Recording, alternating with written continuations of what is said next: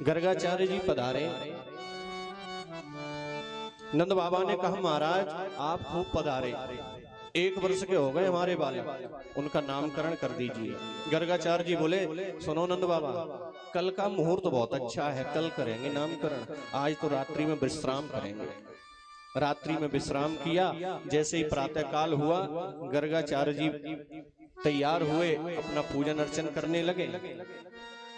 मैया यशोदा बोली कि बाबा क्या प्रसादी बनाऊं आपके लिए। तो गर्गाचार्य जी बोलो सुनो मैया, ये बड़ी समस्या है, हम किसी के हाथ का बना हुआ भोजन नहीं खाते, हम अपने ही हाथ से भोजन बनाते हैं, अपने ठाकुर जी को भोग लगाते हैं और पाते हैं। तो मैया यशोदा बोली कोई बात नहीं है, मैं आपको सूखा सामान दे देती हूँ, आप बनाओ और पाओ। कन्हैया और दाऊ दादा खेल रहे आंगन में। गर्गाचार्य जी ने अपने सालिग्राम जी को सजाया और गर्गाचार्य जी ने सुंदर भोग बनाया, दूध दिया, यशोदा मैया ने चावल दिए और गर्गाचार्य जी ने उन चावलों की और दूध की ऐसी सुंदर खीर बनाई। आहा, उसमें इलायची भी डाली, उसमें केसर भी डाल दिया। और सुनो खीर कौन सी अच्छी लगती है पता है?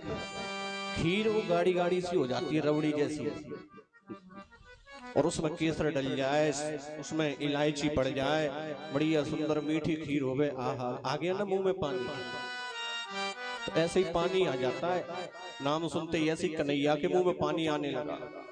ऐसी सुंदर खीर बनाई। और गर्गाचार्य जी की एक आदत है, जो भी भोग बनाते वो भोग अपने सालिग्राम जी के आगे धरते, ठाकुर जी के आगे, फिर माला का जाप करते। और गर्गाचार्य जी माला लेकर के बैठ गए, जाप करने लगे। और उधर कन्हैया दाऊ दादा से इशारे इशारे में बात कर रहे हैं, अभी बोल नहीं पाते ना। दाऊ दादा बोले क्या सोच रहा है?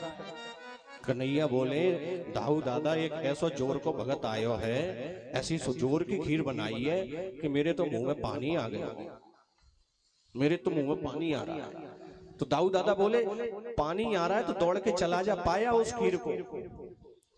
और जैसे ही आंखें बंद करके गर्गाचार्य जी माला जाप कर रहे हैं भगवान का, और कन्हैया घुटवन घुटवन करके आए, जैसे ही ठुमुक ठुमुक करके आए और आकर के गर्गाचार्य जी के पास में बैठ गए।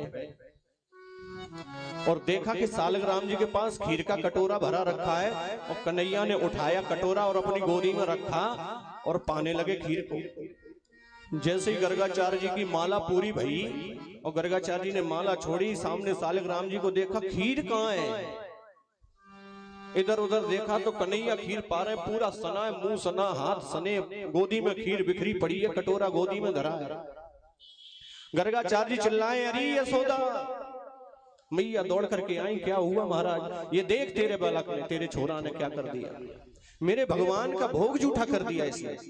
यशोदा मैया बोली बाबा जी क्षमा कर दो, छोटा बालक है, अब मैं इसको आंगन में छोड़े आऊंगी, आप फिर से बना लो, मैं दूसरा सामान देती। गर्गाचार्य जी ने वहां पोंछा लगवाया, साफ करवाया और दूसरी बार भोग बनाया।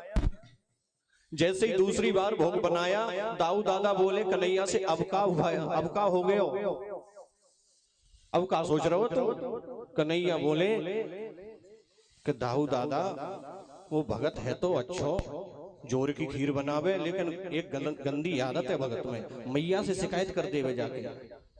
अब देख फिर से कैसी सुगंध दौड़ रही है, कैसी सुंदर खीर बनाई है। दाऊ दादा बोले सुन, अब की बार फिर चलो जा और जाकर के पइयो खीर को, और अच्छी लगे तो मोह को बुला लियो। अब जैसे ही आंखें बंद करके गर्गाचार्य जी फिर भोग लगाने लगे, कहने लगे हे सालिग्राम जी क्षमा कर देना, छोटा बालक है, आप फिर से भोग पाओ। आंखें बंद करके जैसे ही जाप प्रारंभ किया, कन्हैया घुटवन घुटवन करके फिर आए और बाबा जी के भगवान के आगे से फिर खीर ले गए और फिर पाने लगे। जैसे ही गर्गाचार्य जी की माला पूरी भई, देखा तो खीर नहीं है, फिर चिल्लाए अरे यशोदा अब मुझे यहाँ नहीं रहना, मैं नहीं रहूंगा यहाँ, तेरा बालक बार बार जूठी कर देता है खीर को, देख तो सही।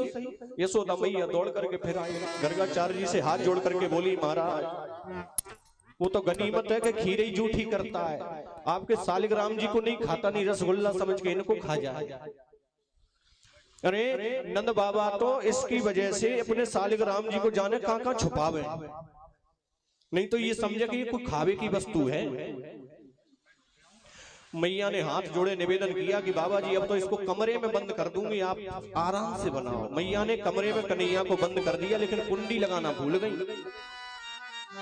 गर्गाचार्य जी ने फिर तीसरी बार भोग बना करके लगाया, माला जाप करने लगे, लेकिन अब की बार आंखें बंद नहीं करी।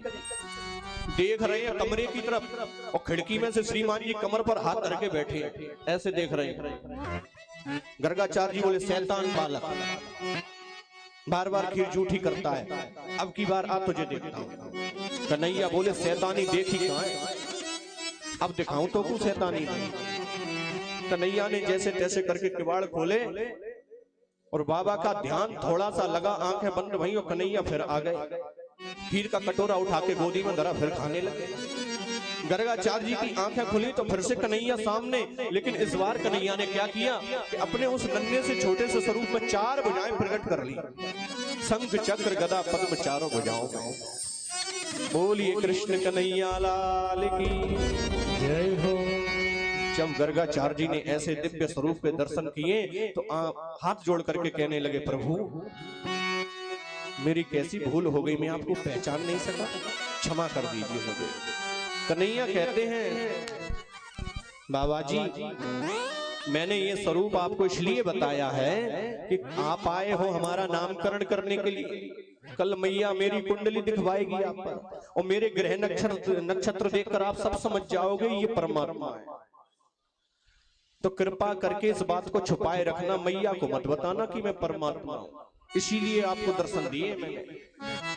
आपने कहीं कह दिया कि मैया ये तो भगवान है, तो मैया किसी मंदिर की अलमारी में धर देगी ले जाकर के, पुजारी जी से कह देगी इनकी पूजा किया करो, ये भगवान है। और मोई मंदिर में ना रहना भगवान बन के।